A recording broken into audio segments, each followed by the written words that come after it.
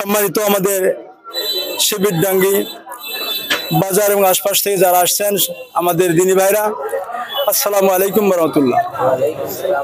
আমাদের দুই থানাতে আজকে ঈদের পরে একটা ঈদ পুনর্মিলনী অনুষ্ঠান ছিল।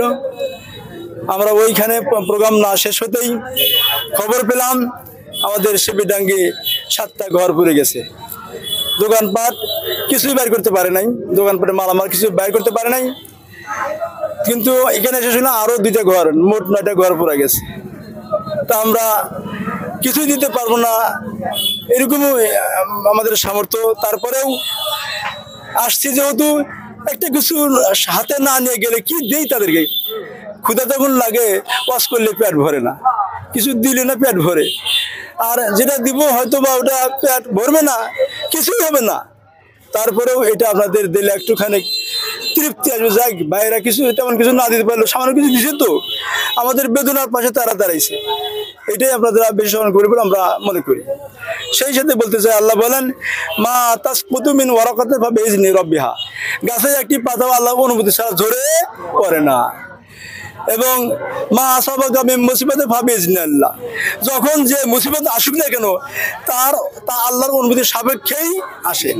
আর এটা একটা পরীক্ষা, ওয়ালা নাবলুওয়ান্নাকুম বিশাইয়্যিম মিনাল খাউফি ওয়াল জুই, অবশ্যই তোমাদের ফসল খন্দ মাল ইত্যাদির জানের ক্ষয়ক্ষতি দিয়া তোমাদেরকে পরীক্ষা করবে। যারা আজকে 9টা ভাই ক্ষতিগ্রস্ত হয়েছেন, এটা নিশ্চয় আল্লাহর পক্ষে আপনাদের একটা পরীক্ষা।